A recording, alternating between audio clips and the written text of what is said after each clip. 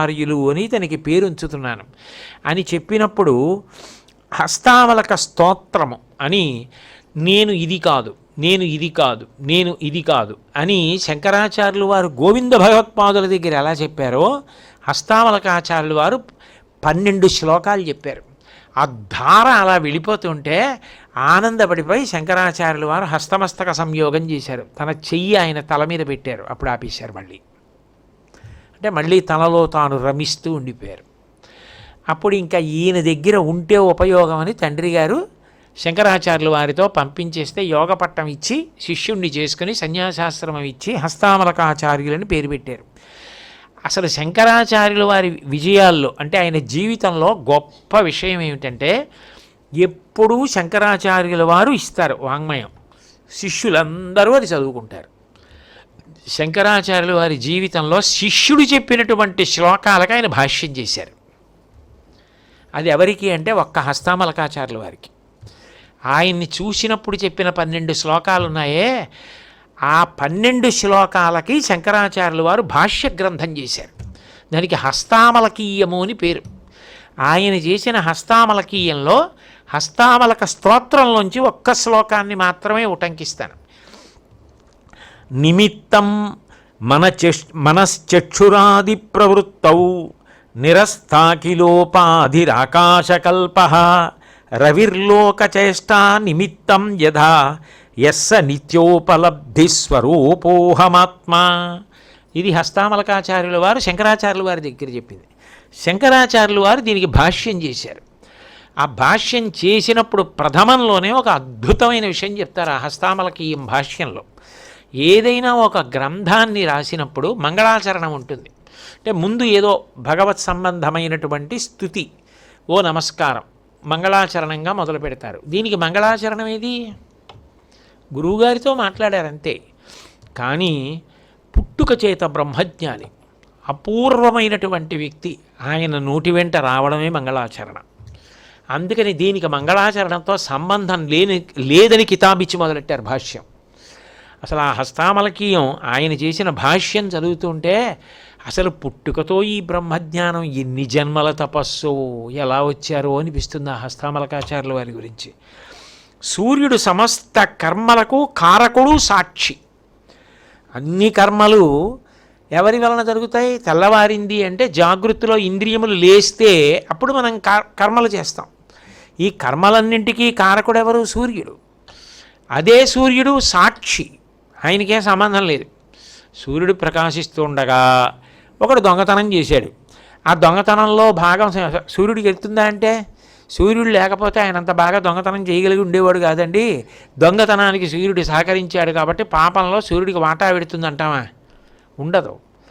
ఒక ఆయన సూర్య భగవానుడు ప్రకాశిస్తుండగా భాగవతం చదువుకున్నాడు. ఆయన సూర్యరశ్మిలో భాగవతం బాగా చదువుకున్నాడు కాబట్టి వెలుగులో ఆ పారాయణలో పుణ్యం సూర్యుడికి వెళ్తుందంటారా? రెండూ లేవు. పుణ్యము లేదు, పాపము లేదు. ప్రకాశించడం తన యొక్క లక్షణం. అలా ఆత్మ ప్రకాశిస్తూ ఉంటుంది. దానికి పాపపుణ్యములతో సంబంధం లేదు. నేను జీవుణ్ణి అనుకుని నువ్వు చేస్తున్నవేవున్నాయో అది అట్లా చెందుతాయి అంతే.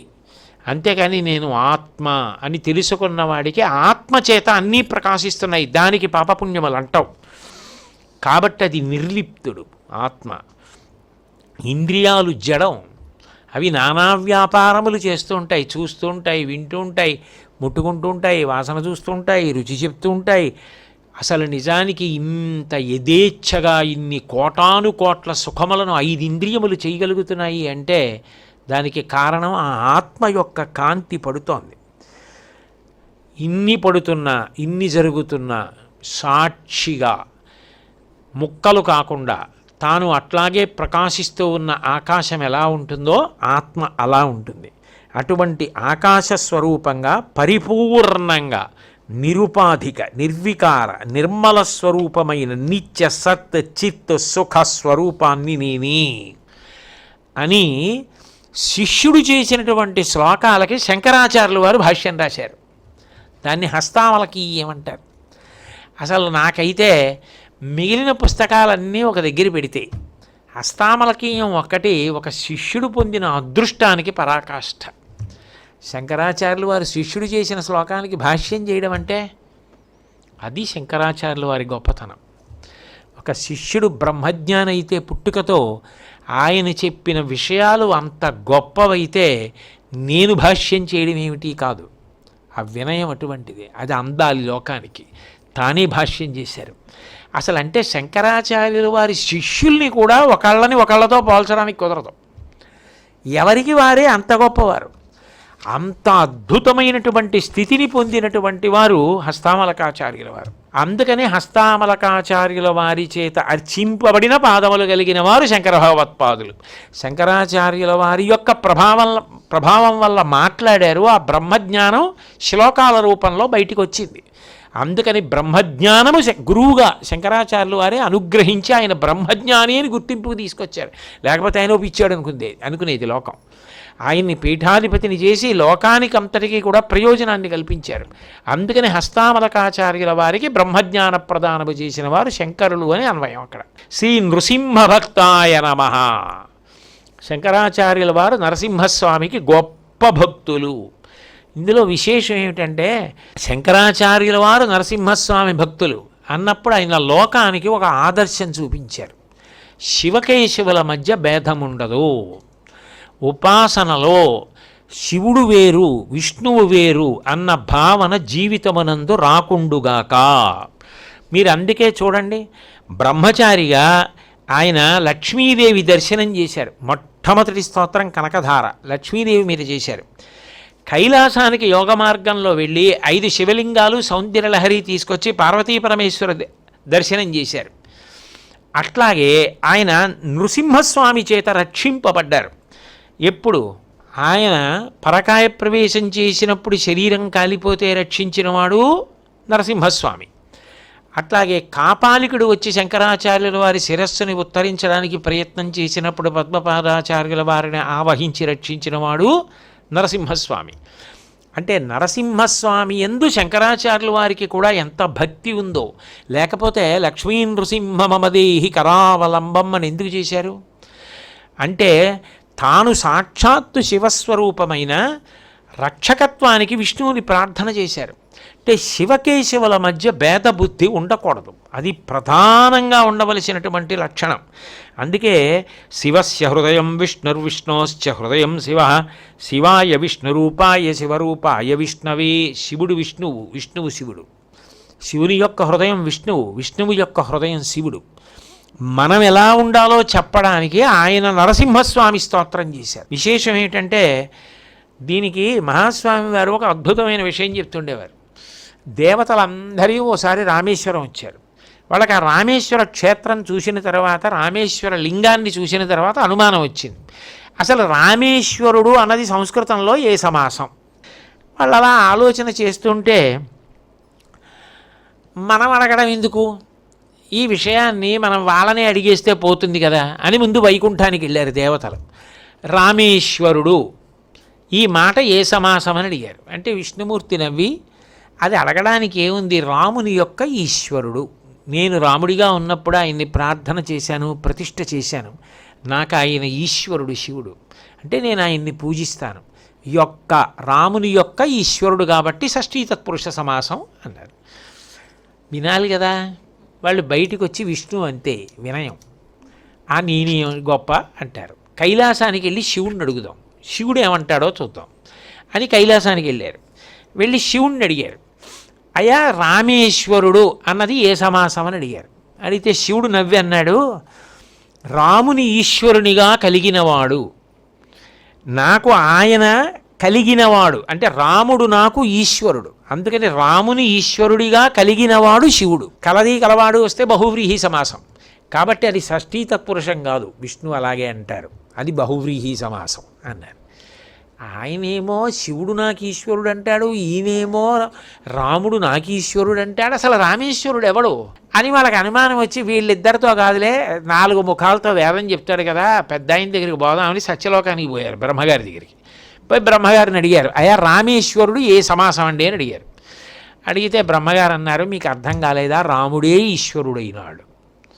రాముడు ఈశ్వరుడని 2 లేవు, ఉన్నది ఒకటే.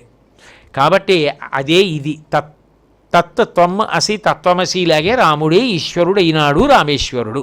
కాబట్టి అది బహువ్రీహి సమాసం కాదు, షష్ఠీ తత్పురుష సమాసం కాదు, విశేషణ పూర్వపద కర్మధారయా సమాసం అన్నాడు. అప్పుడు వాళ్ళు శివకేశవుల మధ్య భేదం చూడడం మనదే తప్పు అనుకుని విడిపోయారు. ద్రవిడ దేశంలో పిల్లలు ఆడుకుంటూ ఆ పాట పాడుతూ ఉంటారు. హరియున్ శివనం బొండ్రు అరి యాదవన్ వాయిలే మండు. అంటే హరిహరుడు వాళ్ళిద్దరూ ఒకటే అని తెలియక శివుడు విష్ణువు వేరనుకున్న వాళ్ళ నోట్లో మన్ను అని వాళ్ళు పాట ఆడుకుంటూ ఉంటారు. అంటే శివకేశవుల యొక్క అభేదానికి అది ప్రతీక. అందుకే మనం ఒక మంత్రం తరచుగా చెప్తాం నిత్యకర్మల్లో కూడా. యథాశివ అందులో యథాశివమయో విష్ణురేవం విష్ణుమయ శివ యథాంతరం నపశ్యామి తథామే స్వస్తిరాయుషి అని. నేను ఉపాసన చేసి మనిషిగా ఆయుర్దాయమును పొంది బ్రతికి ఉన్నంత కాలము నాకు శివకేశవుల మధ్య భేద దృష్టి కలగకుండుగాక, దానివలన నా ఆయుర్దాయమునకు స్వస్తి కలుగుగాక. అంటే స్వస్తి అంటే శుభం. నా ఆయుర్దాయానికి ఫలితం ఏమిటంటే శివకేశవుల మధ్య భేదబుద్ధి లేకుండా నేను ఉండాలి. ఆ భేదబుద్ధి పుట్టిన నాడు ఈశ్వరుడు నాకు ఆయుర్దాయం ఇచ్చినా నేను సక్రమంగా దాన్ని వినియోగించుకోని వాడని అవుతాను. కాబట్టి యథాంతరం నపశ్యామి తథామే స్వస్తిరాయుషి.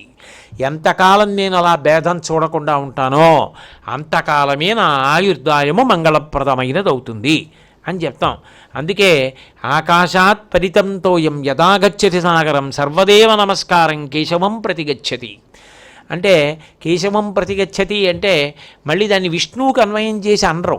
కేశవం ప్రతిగచ్చతి అన్న మాటకు అర్థం ఏంటంటే క అంటే బ్రహ్మ, అ అంటే విష్ణువు, ఈ అంటే ఈశ్వరుడు, కే క ప్లస్ అ ప్లస్ ఈ కే అది కలిగినవాడు. అంటే సృష్టి స్థితి లయలు చేసేటటువంటి ఎవరు ఒక్కడో ఆయన కేశవ పరబ్రహ్మం. బ్రహ్మ విష్ణువు శివుడు మూడు తానే అయిన వాడెవరో ఆయన కేశవుడు. అందుకే ఎవ్వడు సృజించు ప్రాణుల ఎవ్వడు రక్షించు త్రుంచు ఎవ్వడు అనంతుండెవ్వడు ఇవ్విధమున మనుచు బెలుచు హేలారతుడై అంటారు. ఆయనే సృష్టి చేస్తాడు, ఆయనే స్థితి చేస్తాడు, ఆయనే లయం చేస్తాడు. మూడుగా కనపడుతూ ఉంటాడు, కానీ నిజానికి మూడు కాని ఒక్కటైన వాడు ఆయన ఎవరున్నాడో ఆయన సృష్టికర్త, స్థితికర్త, ప్రళయకర్త. అందుకని ఎవ్వడు సృజించు ప్రాణుల ఎవ్వడు రక్షించు త్రుంచు ఎవ్వడు అనంతుండెవ్వడు విభుడెవ్వడు వాడి విధమున మనుచు బెనుచు హేలారతుడై. అటువంటి పరబ్రహ్మము ఒక్కటే అని నిరూపించినటువంటి వారు. నరసింహస్వామి యొక్క రక్షణ అంత గొప్పగా అనేక సందర్భాల్లో పొందినవారు. అయితే ఇందులో ఒక విశేషం ఉంది. సాధారణంగా శంకరాచార్యుల వారు లక్ష్మీ నరసింహస్వామి వారి మీద చేసిన స్తోత్రాలు అంటే లక్ష్మీ నృసింహ కరావలంబ స్తోత్రం చెప్తారు. ఎక్కువగా అందరిలోనూ ప్రఖ్యాతి. కానీ అద్వైత వేదాంతానికి అంతటికీ ఆయువు పొట్టుగా లక్ష్మీ నరసింహస్వామి మీద శంకరాచార్యులు వారు చేసిన పంచరత్న స్తోత్రం ఉంది. ఆ పంచరత్నం అద్వైత సిద్ధాంత సంబంధమైన విషయాలన్నింటినీ కూడా నరసింహస్వామి భక్తి చేత కలగాలని ప్రతిబింబిస్తారు వాంగ్మయంలో శంకరాచార్యులు వారు. తత్ప్రభుజీవ ప్రియమిచ్చసి చేన్నరహరి పూజాం కురు సతతం ప్రతిబింబాలంకృతి ధృతి కుశలో బింబాలంకృతి మాతనుతే చేతో భృంగ భ్రమసి వృధా భవమరుభూమౌ విరసాయాం భజ భజ లక్ష్మీ నరసింహ నగపద సరసిజ మకరందం. అది మొదటి శ్లోకం.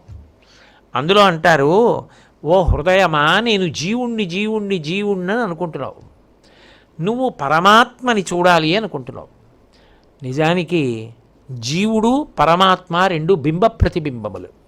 అద్దం ముందు నిలబడి చూసుకున్నావు, బొట్టు పెట్టుకోలేదు అని తెలిసింది. అద్దం ముందు నించుంటే అద్దంలో ఉన్న ప్రతిబింబానికి బొట్టెడతావా, నీకు బొట్టెట్టుకుంటావా? నీకు బొట్టెట్టుకుంటే ప్రతిబింబం కూడా బొట్టెట్టుకుని కనపడుతుంది. యథార్థానికి బింబ ప్రతిబింబాలు ఎలా ఉంటాయో అట్లా జీవ పరమాత్మలు ఉంటాయి. రెండూ ఒక్కటే. అది తెలుసుకోవాలి. అది తెలుసుకోవాలంటే ఓ మనసా, నిస్సారమైన సంసారం అనే మరుభూమిలో ఎందుకు తిరుగుతావే? లక్ష్మీ నరసింహస్వామి పాదార విందముల యందు స్రవించేటటువంటి మకరంద పానం చెయ్యి, నీకు ఆ జ్ఞానం కలుగుతుందంటారు. శుక్తౌ రజత ప్రతిపా జాత కటకాద్యర్థ సమర్థాచే దుఃఖమయీతే సశ్రుతిరేషా నిర్వృతిదానే నిపుణా స్యాత్ చేతో భృంగ భ్రమసి వృధా భవమరుభూమౌ విరసాయాం భజ భజ లక్ష్మీ నరసింహ నఘ పదసరసిజమకరందం. ఆ శ్లోకంలో అద్వైత సిద్ధాంతాన్ని ప్రధానంగా ప్రతిపాదన చేస్తూ చేసినవి. లక్ష్మీ నృసింహ కరావలంబ స్తోత్రానికి ఈ స్తోత్రానికి తేడా అక్కడ వస్తుంది. ముత్యపు చిప్ప మీద కాంతి పడుతుంది, పడితే ముత్యంలాగా కనపడుతుంది, వెండిలాగా కనపడుతుంది. దాన్ని తీసుకెళ్ళి నువ్వు ఏమైనా చేయించుకోగలవా ఆభరణం? అది ముత్యపు చిప్ప, పగిలిపోతుంది. కానీ వెండిలా కనపడుతుంది. నిజంగా వెండి అయితే నువ్వు చేయించుకోగలవు. మాయ చేత ఈ జగత్తున్నట్టు కనపడుతోంది, ఉపయోగపడుతున్నట్టు. కానీ తుమ్మెదా, ఓ మనసన్న తుమ్మెదా, ఇది నిస్సారమైన మరుభూమి. ఈ సంసారమునందు తగులుకోకుండా ఉండాలంటే, అది తెలియాలంటే లక్ష్మీ నరసింహని పాదములు ఆశ్రయించు. ఆకృతి సామ్యాచాల్మలి కుసుమే స్థలన లినత్వ భ్రమమకరోహో గంధర సావిహ కిము విద్యేతే విఫలం భ్రామ్యసి భృచ విరసేస్మిన్ చేతో భృంగ భ్రమసి వృధా భవమరుభూమౌ విరసాయాం భజ భజ లక్ష్మీ నరసింహ నఘ పదసరసిజమకరందం. బూరుగు పువ్వు మెట్టతామర పువ్వు ఒక్కలాగే ఉంటాయి చూడ్డానికి. మెట్టతామర పువ్వు పరిమళంతో కూడుకుని ఉంటుంది, మకరందంతో కూడుకుని ఉంటుంది. బొరుగు పువ్వు అలాగే ఉంది కదా అనుకుని అక్కడికి వెడితే దానికి పరిమళము ఉండదు, మకరందము ఉండదు. సంసారం చాలా మకరందంతో ఉన్నట్టుగా ఉంటుంది, చాలా కాంతితో ఉన్నట్టుగా ఉంటుంది, కానీ అది బురుగు పువ్వే. అది నీకు అర్థం అవ్వాలి అంటే ఈ సంసారం అన్న మరుభూమిలో తిరగడం కాదు, లక్ష్మీ నరసింహస్వామి వారి యొక్క పాదములను ఆశ్రయించు.